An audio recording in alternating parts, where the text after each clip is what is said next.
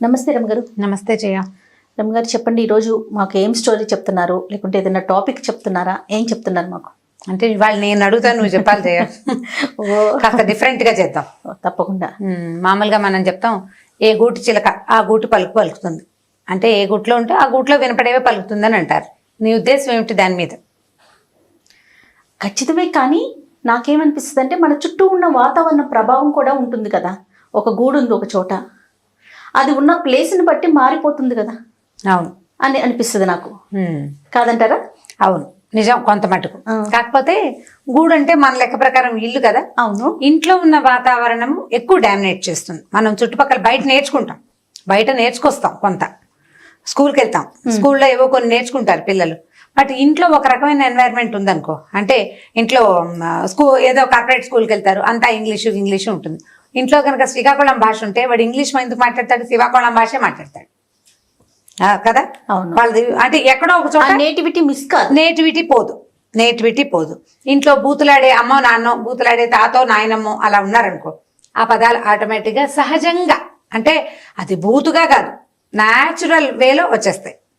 మనం మాట్లాడే పడికట్టు పదాలు, వస్తువులకి మనం పెట్టే పేర్లు. ఇడ్లీ ప్లేట్ అంటాం మనం, ఇడ్లీ సిబ్బులు అంటారు. సిబ్బు అంటే ఏమిటో తెలియలే నాకు. ఒక అమ్మాయి దగ్గర విని ఇడ్లీ సిబ్బులు. ఆ అమ్మాయి లిటిల్ ఫ్లవర్స్ స్కూల్లో కాలేజీలో చదివింది. ఆ బీటెక్ అదేమిటి పుల్లారెడ్డి కాలేజీలో చదివి, ఎంత మంచి మంచి కాలేజీ, మంచి ఇవి కదా. సిబ్బుల అంటే ఏమిటి అంటే ఇడ్లీ పెడతాం కదా, అవే సిబ్బులు.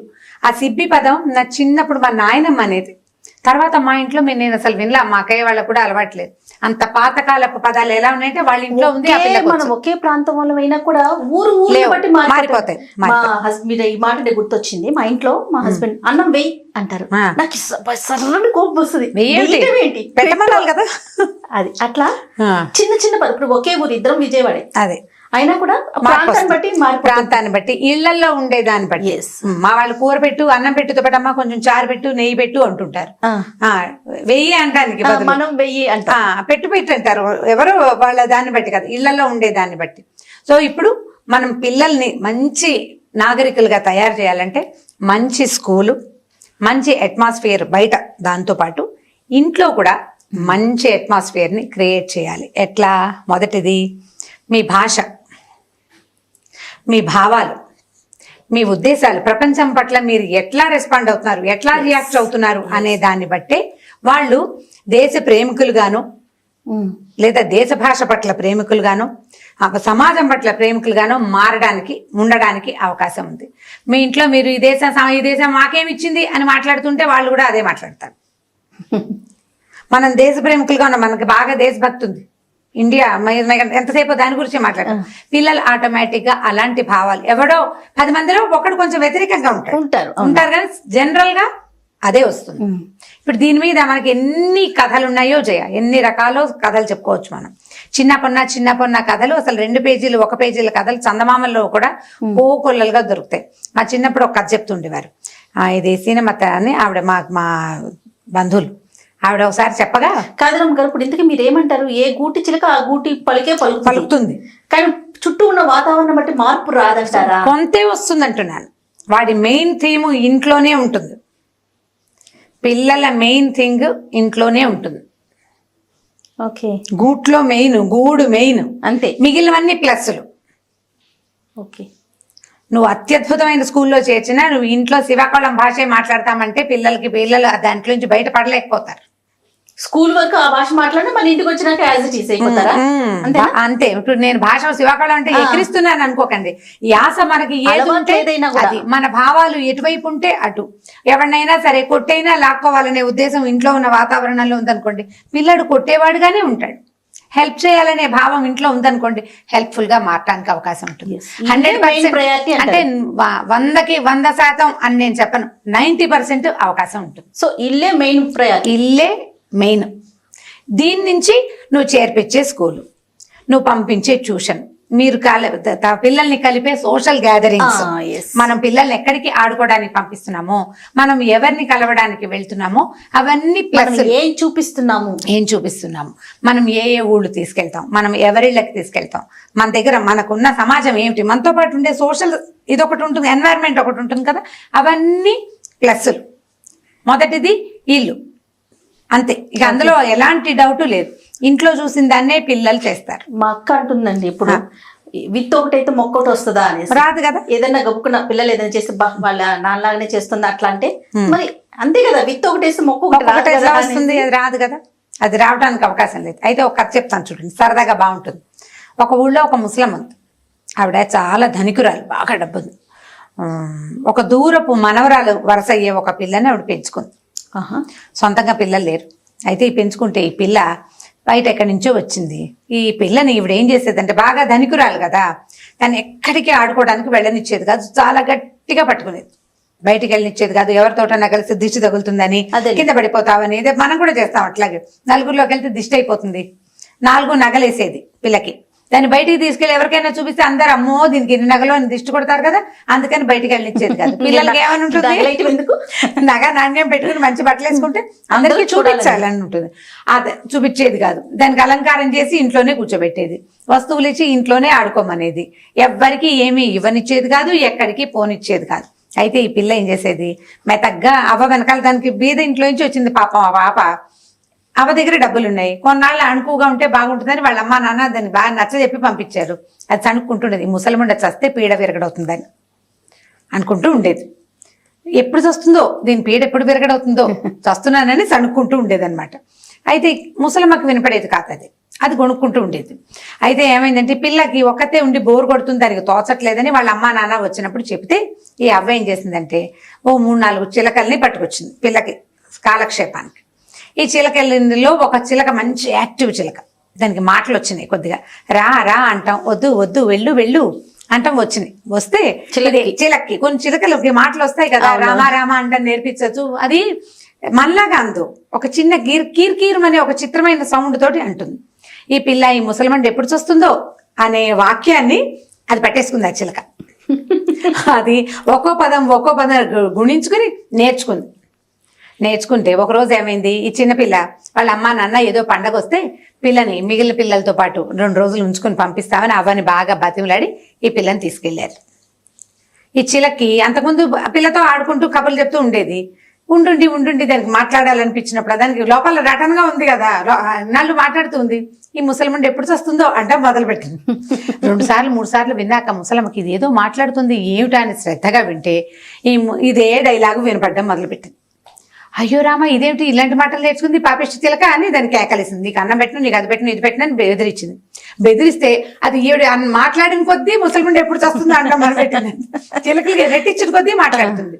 ఈవిడ ఏమైనా పెట్టనంటే మళ్ళీ అదే డైలాగు. తిడితే మళ్ళీ అదే డైలాగు. ఈవిడ ఏమన్నా దానికి అదే వచ్చు, అదే అంటుంది. ఏం చేసింది, 2 పూటలు చూసింది. ఆ పిల్ల నేర్పించిందేమో అని అనుమానం ఈవిడికి రాల. పిల్ల మెతకది, మంచి పిల్ల. బయటికి వెళ్ళొద్దు అంటే చెప్పిన వాటి విని ఇంట్లోనే ఉంటుంది. అది పాప ఎందుకు చిన్న పాప ఎందుకు నేర్పిస్తుంది? ఈ చిలకే దిక్కుమాలి చిలక, ఎక్కడి నుంచో తెచ్చాం పాపిష్టి చిలకి ఇలాంటి పిచ్చి మాటలు వచ్చినాయని ఆవిడ తిట్టుకుని ఏం చేసిందంటే, పక్కన ఒక బ్రాహ్మణ కుటుంబం దగ్గరికి వెళ్ళిందట. ఆ బ్రాహ్మణ గారి ఇంట్లోకి, అయ్యగారు మా ఇంట్లో ఒక చిలక ఉందని 4 ఉన్నాయండి, 3 మాటలు రాలేదు, మామూలుగా తిరుగుతూ ఉంటే ఈ ఒక చిలకి మాత్రం మాటలు వచ్చినాయండి.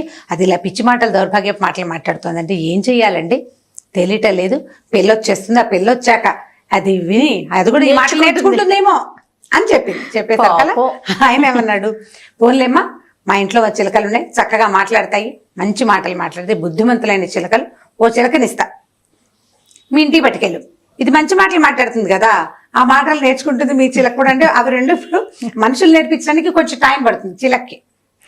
అదే చిలక మాట్లాడుకున్నాయనుకో తొందరగా వస్తాయి అని చెప్పాడు. చెప్పి ఏం చేశాడు, ఓ చిలకని తీసిచ్చాడు పంజరంలో నుంచి. ఈవిడ చిలకని ఎత్తుకుని ఇంటికి తీసుకుపోయింది. సరే 2 చిలకల్ని, ఈ చిలకని ఆ చిలకని ఓ పంజరంలో పెట్టింది, చేరుకో జాంపండ్లు పెట్టింది. పెట్టాక చూస్తోంది ఇద్దరు 2 ఏం మాట్లాడుకుంటాను. కాసేపు మొహమొహాలు చూసుకునే మాట్లాడుకోవట్లా, కూర్చునే కామ్గా. కొత్త మనిషి కొత్త చిలకలను చూసేసరికి మాట్లాడలా. ఓ పూట గడిచింది, ఈవిడేదో పెడదాం అనుకుంది. ఆ పిల్ల చిన్నపిల్ల ఆ పూట వస్తుందని పిల్ల కోసం ఏర్పాట్లు చేసుకుంది. ఈవిడ వంట చేసేసింది, స్వీటు పాయసం గీసం చేసి పెట్టింది. పిల్ల రాగానే తిట్టుందని బట్టలు దాని పక్కలు అన్ని దులి పెట్టింది. అప్పుడు ఈ చిలకలు మెల్లిగా కీరమంట మొదలెట్టే మాట్లాడుకుంటున్నాయని వింటుంటే ఈ ఇంట్లో ఉన్న చిలకంది, ముసలిమండి ఎప్పుడు చూస్తుందో అనగానే ఈ బ్రాహ్మణ గారి చిలక అంటుంది, అభీష్ట సిద్ధిరస్తు.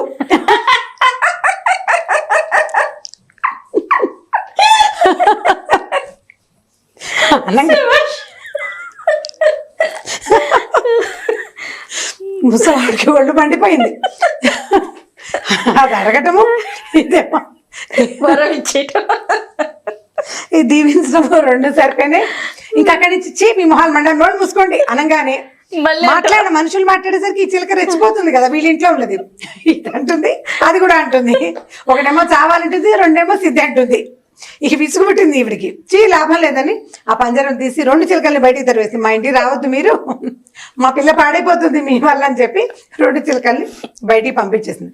వీళ్ళ ఇంట్లో ఉన్న చిలక ఈ పిల్ల ఎవరికి వినపడకుండా ఏమనుకుంటోందో ఆ మాటలు నేర్చుకుంది. బ్రాహ్మడు ఇంట్లో చిలక ఎవరైనా రాగానే అయ్యగారు నన్ను దీవించండి అభీష్ట సిద్ధిరస్తు అంటాడు బ్రాహ్మడు. ఆయన దగ్గర నుంచి అది నేర్చుకుంది. అది ఎవరేమైనా అభీష్ట సిద్ధిరస్తే, అన్నిటికీ అభీష్ట సిద్ధిరస్తే. దానికి ఇప్పుడు అవతల వాళ్ళు మాట్లాడిన మాటలో అర్థం ఏం తెలీదు. ఈ చిలక్కి తెలీదు, ఆ చిలక్కి తెలీదు, అది నేర్చుకున్న పదాలే అంటూ ఉంటుంది కదా. కాబట్టి పిల్లలు కూడా పిల్లలు మైనపు ముద్దలుగా ఉంటారు. మనం ఏది చేస్తే అది చేయబడతారు. సరిగ్గా చేయాలి, సరైన ఎన్వైరన్మెంట్ ఇవ్వాలి. పిల్లలు మంచి పౌరులుగా బాధ్యతాయుతమైన వ్యక్తులుగా ఎదగాలంటే వాళ్ళు బాధ్యతాయుతమైన వ్యక్తులని, మంచి ప్రవర్తన కలిగిన వాళ్ళని చూసేందుకు అవకాశం ఇవ్వాలి. దానికి మనం కొంత మారాలి. మన ఎన్వైరన్మెంట్లో కూడా కొంత మార్పుని మనం సాధిస్తే, ఇప్పుడు అమ్మ నాన్న చదువుకోలేదనుకో జయ, పిల్లల్ని చదివించాలనుకుంటారు. ఇప్పుడు వీళ్ళు చదువుకోలేదు కదా, వీళ్ళు ఎలా ఎన్వైరన్మెంట్ ఇస్తారండి అని అడుగుతావు. నీవు నెక్స్ట్ ప్రశ్న అదే. చదువుకోకపోతే వీళ్ళు ఏమంటారు, నాన్న బాగా చదువుకుని పెద్దవాడు వెయ్యి బోళ్ళంత డబ్బు సంపాదించారా సంస్కారం. ఏం చెప్తారు, బాగా చదువుకోవాలి, చదువుకోలేదని. అయితే అనకపోతే మంచి. చాలా మంది అవే అడుగుతారు, అమ్మా నాన్నకి చదువులేదు కదండి అని. అమ్మా నాన్నకి చదువు ఉండక్కర్లా, వాళ్ళకి పిల్లల్ని చదివించి గొప్పవాళ్ళని చేయాలన్న భావన ఉందనుకో, బాగా చదువుకో నాన్న, అల్లరి చిల్లరి పనులకు పోకు అని చెప్తారు. సో అల్లరి చిల్లరి పనులకు పోకూడదు, బాగా చదువుకోవాలి, పెద్ద అయ్యాక గొప్పగా బతకాలనే భావాన్ని వాళ్ళు పెంపొందించుకోగలుగుతారు. సో మనం ఎన్వైరన్మెంట్ ని తప్పకుండా ఇవ్వాలి. పాత సామెతలు తెలివి తక్కువ సామెతలు కావు, అవి అక్షరాల నిజాలు. మనం సరైన గూడు, సరైన వాతావరణాన్ని తప్పకుండా పిల్లలకి ఇవ్వాలి. ఇది మన జనరల్ భావం. మనం పిల్లలకి ఈ కథని చెప్పచ్చు. ఇప్పుడు ఎలా అంటే, ఇప్పుడు ఓ జోడు చిలకలు ఒక గూట్లోంచి జారిపడ్డాయట. ఇది చిన్న కథ, దీంట్లో రెండో కథ చెప్తున్నా చూడండి. గూట్లోంచి జారిపడితే ఏమైంది, తల్లి చిలకనేమో బోయవాడు పట్టుపోయాడు. జారిపడిన 2 పిల్లల్ని ఓ బ్రాహ్మణ పిల్లాడు ఒకడు, ఒక మన ఏమంటారు మాంసం కొట్టే షాపు వాళ్ళ పిల్లాడు ఒకడు, ఒకళ్ళు కటిక వాళ్ళ పిల్లాడు ఒకడు తీసుకెళ్లారు. ఈ కటిక వాళ్ళ పిల్లాడి దగ్గర ఉన్న ఇదేమంటుంది, కొట్టు కొట్టు బాగా కొట్టు, సన్నగా తెగాలి అని అరుస్తుంది చిలక.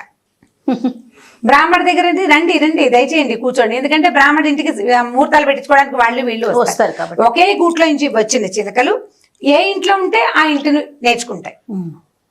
అంతే కదా. కొట్టు చంపు గట్టిగా పట్టుకో, చిన్న ముక్కలు తరుగు అని నేర్చుకుంది ఇది. రండి కూర్చోండి, మంచినీళ్ళు తాగుతారు, అభీష్ట సిద్ధిరస్తూ వస్తుంది. బ్రాహ్మణ ఇంట్లో ఉండేదాన్ని. ఇప్పుడు బ్రాహ్మడు మంచివాడు, కటికవాడు చెడ్డవాడు అని చెప్పటల్లా నేను. ఇక్కడ ఉన్న వాతావరణం ఇది, అక్కడ ఉన్న వాతావరణం అంతే కదా రమ్మగారు. మంచి చెడు కాదు, ఎక్కడ ఏది ఉంటుంది, మంచి ఉంటే మంచి, అది సరైనదని మనం అనుకుంటే మనకు ఓకేనే. వృత్తి అదే. ఇప్పుడు ఏది చూస్తే అది వస్తుంది. కాబట్టి మనం సరైంది చూపించాలి పిల్లలకి. దీని మీద బాగా ఆలోచించండి. మామ్స్ అందరూ ఆలోచించమని చెప్తున్నాను. ఇది ఒకళ్ళని ఎత్తి చూపించటమో, మీరు సరిగ్గా ఉండాలని బలవంతం చేయటమో కాదు. పిల్లలకి మనం మంచి పిల్లలు, మన పిల్లలు బెస్ట్ కిడ్స్ అనిపించుకోవాలంటే బెస్ట్ థింగ్ అంటే బెస్ట్ బట్టలు, బెస్ట్ ఫుడే కాదు, అదే కాదు ఎన్వైరన్మెంట్ కూడా, మంచి విధానం, మంచి ప్రవర్తన అనేది కదా. దాంట్లో ఆ ప్రవర్తనకి మనం కూడా ఒక కారణంగా ఉంటాం కదా. సో మనం పోట్లాడుకోవటం, విపరీతానికి ఎక్సైట్ అయిపోయి అన్నిటికీ యుద్ధం ప్రదర్శించడం అది చేయకూడదు. మనం డిప్రెస్ అయిపోవటం, మనం ఎప్పుడు డిప్రెస్ అయిపోతుంటే పిల్లలు కూడా అదే అన్నిటికీ బెంగ పెట్టుకుని తల్లులు ఏడుస్తారు, పిల్లలు కూడా ఏడిపోయి తెలుసుకుంటారు. ఏడ్చి సాధించాలి, లేదా ఏడ్చి దిగులు పడి నేల కుంగి కుసించిపోతారు పిల్లలు. అవి ఏవి చేయకుండా జాగ్రత్తగా ధైర్యంగా ఉండాలి. ఇది వరకటి రోజులు కావు. ఆడపిల్లలు చక్కగా చదువుకుని బాగా వృద్ధిలోకి వస్తున్న రోజులు కదా. సో దీని మీద ఆలోచించి పిల్లలకి సరైన ఎన్వైరన్మెంట్ ఇవ్వడానికి ప్రయత్నం చేయండి. తల్లుల బాధ్యత పెద్దది, తండ్రుల బాధ్యత దాంతో అంత సమానం కాదు. కొంచెం వెనకాల ఉన్నారు వాళ్ళు, కొద్దిగా వెనక్కుంటారు వాళ్ళు. మనం హెచ్చు బాధ్యత వహిస్తాం. కాబట్టి కొంచెం కేర్ఫుల్ గా మంచి వాతావరణాన్ని ఇవ్వడానికి ప్రయత్నం చేయండి. చాలా బాగుంది రమ్మగారు. ఓకే జయ, ఇంకొక స్టోరీతో మళ్ళీ కలుద్దాం. తప్పకుండా. ఇక ఈ వీడియో కనుక మీకు నచ్చినట్లయితే లైక్ చేయండి, షేర్ చేయండి. మరిన్ని వీడియోస్ కోసం మా ఛానల్ని సబ్స్క్రైబ్ చేసుకోండి.